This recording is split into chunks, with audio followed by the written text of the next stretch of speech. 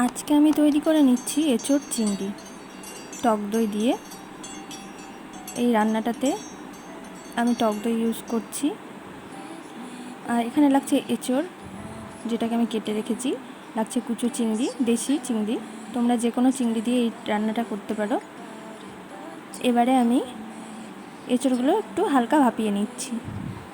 আলুগুলো তার সাথে দিয়ে দিলাম, হাফ ডান করে নেব আলুগুলো আর এঁচোড়গুলো।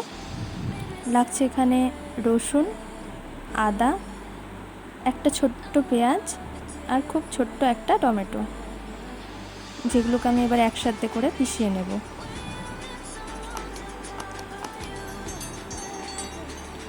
মশলাটা করা হয়ে গেছে, দেখতেই পাচ্ছ। এবার আমার আরও গুঁড়ো মশলা কী কী লাগছে দেখো।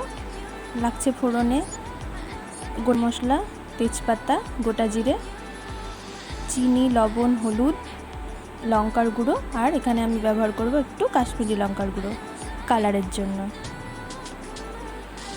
কড়াইতে তেল দিয়ে দিয়েছি। এবার আমি চিংড়ি মাছগুলোকে ভেজে নিব। খুব হালকাই ভাজবো, বেশি ভাজবার দরকার নেই, যেহেতু এগুলো আমার দেশি চিংড়ি। বেশি ভাজলে একটু শক্ত টাইপ হয়ে যায়, তো সেই কারণে আমি খুব হালকা করেই ভেজে নিচ্ছি।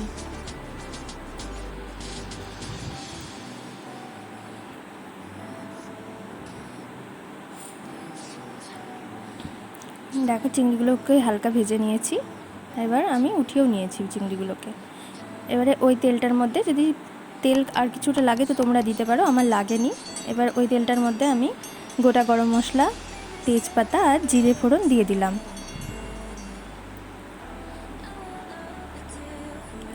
এবার আমি আগে থেকে হাফ ডান করা যে আলুগুলো তুলে রেখেছিলাম সেগুলোকে এবার হালকা একটু ফ্রাই করে নেব।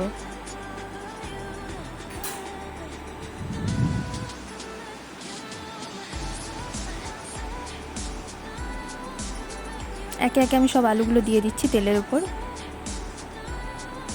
এবারে নেড়ে চেড়ে নিচ্ছি। হালকা সামান্য একটু লবণ দিব।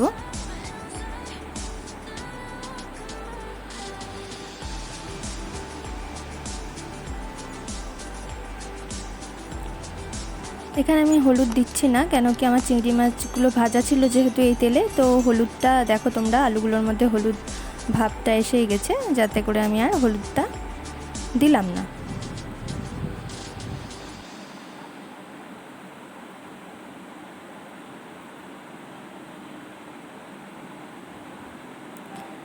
এবার আমি ভালো করে নেড়ে চেড়ে ভেজে নিচ্ছি।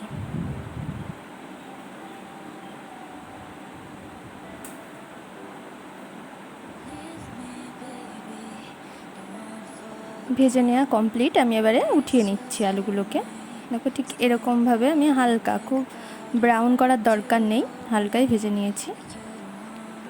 এবার আমি ওই তেলটার মধ্যে দিয়ে দিলাম যে বেটে রাখা মশলাটা ছিল সেটা, আর ওই একটা ছোট্ট টমেটো দিচ্ছি, হালকা একটু চিনি দিয়ে দিব, লবণ, হলুদ, একটু নেড়ে নিচ্ছি যাতে তলে না লেগে যায়।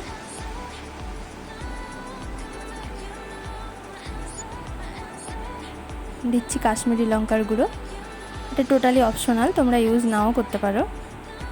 এখানে আমি টক দই নিয়েছি 1 থেকে 2 চামচ মতো,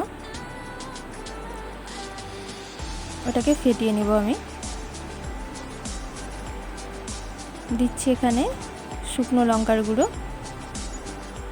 তোমরা কাঁচা লঙ্কাও ব্যবহার করতে পারো রান্নাটাতে, তবে একটু কালার আসলে দেখতে ভালো লাগে, ওই জন্য আমি শুকনো লঙ্কার গুঁড়োটাই ব্যবহার করেছি।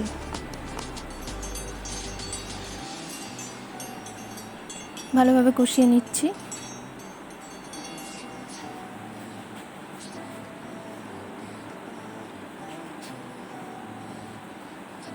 এবারে আমি আগের থেকে ভাপিয়ে রাখা এঁচোড় আর আলুগুলো এর মধ্যে দিয়ে দিব।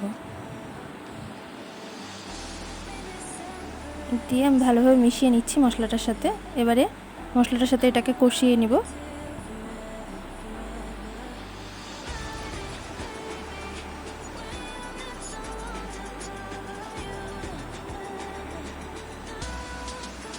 দিয়ে দিচ্ছি এবারে চিংড়ি মাছগুলোকে।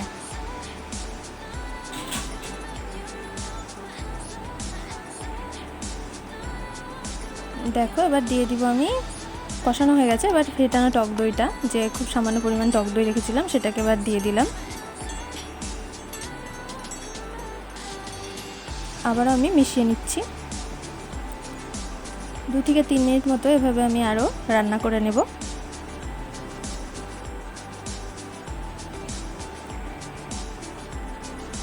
এবারে দিয়ে দিচ্ছি জল। হালকা উষ্ণ গরম জল ব্যবহার করার চেষ্টা করো তোমরা।